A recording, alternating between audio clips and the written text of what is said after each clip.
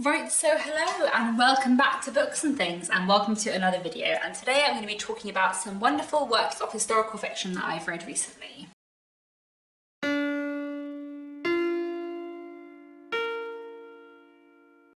So for the last couple of months I have been following along with the Walter Scott Prize for Historical Fiction, which is one of my favourite literary prizes. The long list was announced back in February, the shortlist was announced a few weeks ago, and I've been slowly working my way through the shortlist. So I have three more books to talk to you about today, which are all on the shortlist and all of which I really enjoyed. It's been a really strong shortlist so far this year, so I've now read 5 out of the 7 books on the shortlist. I've got 2 left to read before the 15th of June, which hopefully I'll manage, and then I will have a think about what my favourite is. But yeah, let me talk about the 3 books which I have read recently. I'm not actually sure which of these 3 books is my favourite, so I'm just going to go in the order that I read them. So the first book I wanted to talk about is These Days by Lucy Caldwell, which is a book set in the 1940s during the Blitz in Belfast. This was a really interesting novel and one that I really enjoyed. So it's chiefly following one family which consists of a father, a mother, 2 grown-up daughters and a teenage son. I would say the focus is sort of predominantly on the 2 sisters, but we do look at the family as a whole and the sort of community that surrounds them as well. The 2 sisters are in quite different circumstances in life. One of them has just got engaged to the man that she's been seeing for a while, and she's feeling a little bit uncertain about it. And meanwhile, her younger sister, who is working as a kind of first aid responder during the Blitz, has recently started a new relationship with another woman. And as well as following this family, we get sort of like little vignettes about other people nearby, which I really liked. I felt like those kind of vignettes about other people within Belfast worked really well, and were really powerful. Basically follow all of these characters through several nights of air raids in Belfast, looking at their lives while the country is at war.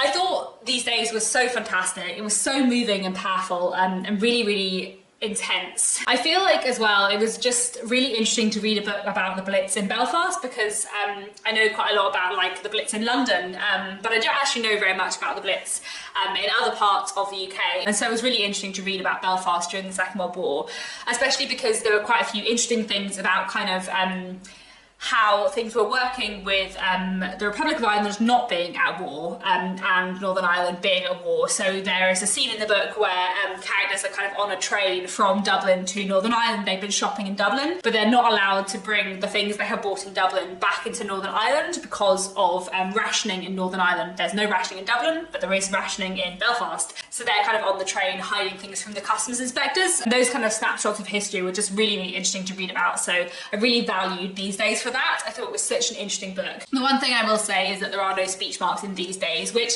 didn't hugely bother me. In general, I would rather a book does have speech marks, but in general, it was pretty easy to follow who was speaking when, but like if that is something that bothers you, then it's maybe worth picking up the audiobook or being aware of that. It does sometimes seem to me that every book I read published by Faber and Faber has no speech marks in, and I don't know what they have against speech marks. Speech marks are kind of useful, but you know, leaving that aside, that was my only complaint with These Days. I thought it was a fantastic book, well worth your time, and yeah, a really interesting work of historical fiction, so definitely one I'd recommend. Next book that I read was The Geometer Lobachevsky by Adrian Duncan. And this was another book that I really enjoyed. So this book is set in 1950s rural Ireland, and we're following a man called Lobachevsky, who is from Russia, from the Soviet Union, and he's been sent to Ireland to kind of help people prepare land for electrification. So he's sort of there as a mathematician, as a geometer. Then at the beginning of the book, he receives a telegram summoning him back to the Soviet Union with a sort of like mysterious summons, which he is concerned does not mean good things for him, and things kind of go on from there. There was a lot that I really loved about the Geometer Lobachevsky. I feel like it's one of those books that I would kind of like to reread, because basically I thought the ending was absolutely incredible. And I feel like there are quite a lot of things that the book was doing that I didn't realise it was doing, and that I didn't realise it was about until quite far on in the novel. So I feel like it's one of those ones that would be a really interesting one to reread with the ending in mind, and with certain things that you realise later on in the book, because I feel like I would have a very different reading experience rereading it than I did the first time, with like different knowledge in mind. It's a book that is quite quiet and slow until the ending, and I feel like that works. Like I feel like I got such a good sense of him as a character, and the kind of really interesting like historical stuff about Ireland and the Soviet Union, and this sort of crucial point in Russian history where the Soviet Union was changing. So this book is set in the 1950s and covers Stalin's death, and Lobachevsky is sort of aware that Stalin's death will change things. Does that mean he can return home to the Soviet Union? Does it not? Like, all of that stuff was really, really interesting. But in general, the book is sort of fairly quiet, and then the ending puts a kind of a different spin on the rest of the novel. I don't even know how to explain it, but basically it was one of those books. All the way through I was like, yeah, this is a really good book, and at the end I was like, this is a fantastic book.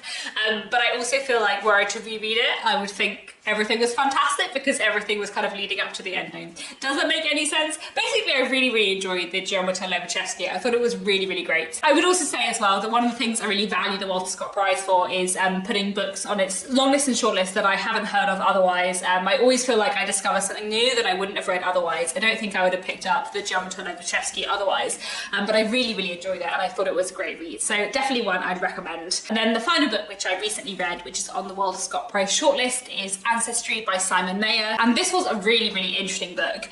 So Ancestry is a kind of fictionalized account of Simon Mayer, the author's ancestors.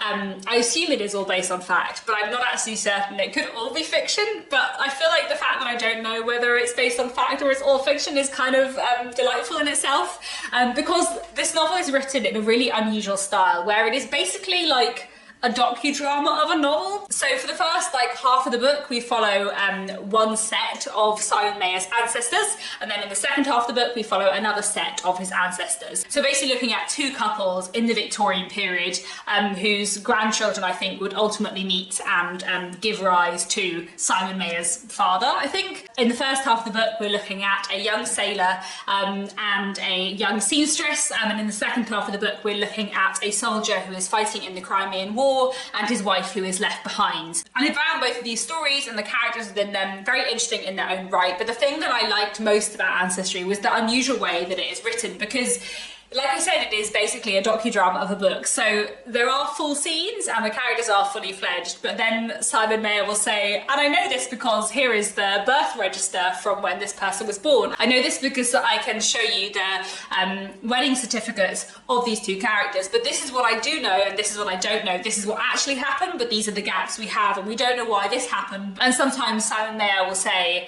well, maybe it happened this way, but maybe it happened this way, or maybe it happened this way. And there was something about that style which I just really, really enjoyed. It was quite unusual. I don't think I've ever read a book like that before. Maybe Mr. Beethoven by Paul Griffiths, which was on the Walter Scott Prize long list a few years ago, did a slightly similar thing, but not to the same extent. So I found that kind of narrative technique just really, really interesting. It worked really well for me in Ancestry. So that was something that I really, really enjoyed about it. The one thing I will say about Ancestry is I did feel that every now and then there was a slightly old-fashioned attitude towards women. It wasn't really in your face, but every now and then there was just a slight assumption that all women were maternal and that kind of thing, which just felt a little bit old-fashioned to me. And that felt like it was not coming from the characters so much as from the sort of narrative voice overall, I suppose. But in general, that didn't bother me hugely. It was a fairly minor part of the book. And in general, I feel like the style of it and the sort of docudrama nature of this novel made it a really, really interesting read. So those are the 3 books that I have read recently for the Walter Scott Prize for historical fiction. So I have now read 5 out of the 7 books on the Walter Scott Prize long list. So the 2 I have left to read, which I'll try and read before the winner is announced on the 15th of June, are Act of Oblivion by Robert Harris and The Sun Walks Down by Fiona McFarlane, both of which sound really interesting.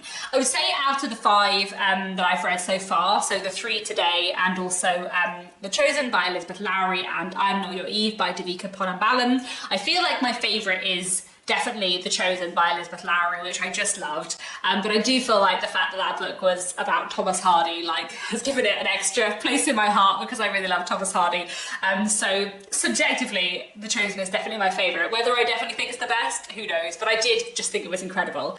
I always find it interesting though when I think about the Walter Scott Prize for historical fiction. I think I've said this before, I wonder whether they judge it on which is the best book, which happens to be set in the past, or which is the best book that engages with history. Because I do feel like if I were judging it on which is my favourite book, which happens to be set in the past, it would definitely be The Chosen, which I just thought was absolutely fantastic. But if I were judging those 5 books on what is the book that engages with history in the most interesting way, I would probably have to say Ancestry by Simon Mayer, because the very different style of it and the way it looks at like fact and fiction and history and research and kind of what we can and don't know about the past, and how much we can know about our past, our sort of own family past, as well as sort of wider issues of the past. I feel like that stuff was so interesting that made it like a really standout work of historical fiction for me. So I feel like it all depends on how I would judging these books, and who knows how the Walter Scott Prize